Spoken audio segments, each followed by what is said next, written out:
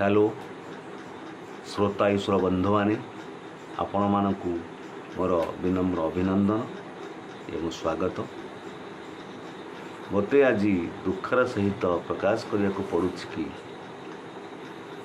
जेते परिश्रम करी कविताटी लिखिले मध्य ताहा भाइराल हो नहीं, आपण मानक मन को छू नहीं, आपण माने देखुना। श्लोप ग्लोसारी शब्द चयन करी शब्द संयोजना करी लिखला बेलू यह एक कष्टसाध्य व्यापार। मझिरे मु मनस्थ करी आउ कविता लिखी ना, कारण कविता लिखिले तो कई पढ़ुना आउ कविता लिखी ना बोली मु मनस्थ करी, किंतु यह तो मोर एक हॉबी। मु कविता लिखिबारु निवृत्त हो पारिली नहीं। जाओ मु पुणी गोटे गोटे कविता लिखी आपण मानक सम्मुख उपस्थापन करुछि। आपण मानक विनम्र अनुरोध, आपण कविता पढ़ंतु, लाइक करंतु एवं सब्सक्राइब करंतु, शेयर करंतु। आपण को मोर यह विनम्र अनुरोध। आज मु आपण को एक कविता भेटिदा इच्छा प्रकाश करिछि। कविताटर शीर्षक नारदंक मर्त्य भ्रमण। कविताटर शीर्षक नारदंक मर्त्य भ्रमण। नारदंको पूछा कले दिने नंदबला,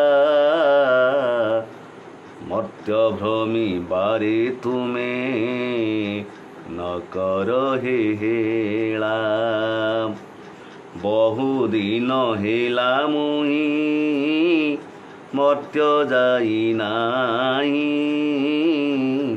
मर्त्यर संवाद मोते तिले जना नाही। भो नारद तुमे मन पवन जान रे, मर्त्य भ्रमण रे जाई फेरी आस थरे। सेठार संवाद मोते कुह फेड़बारे, किपरि काटंती काल मानव सेठारे।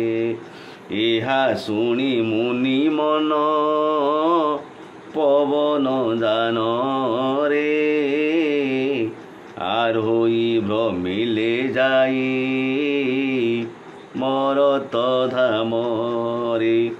भ्रमी भ्रमी शेषे मुनि वैकुंठ फेरिले, देखिथिबा घटना को धीरे बखाणिले।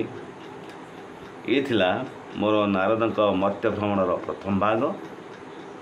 यापर मु द्वितीय भाग तृतीय भाग आपण मानक सम्मुख उपस्थापन करी। एतिक रोची। जय जगन्नाथ, जय हिंद।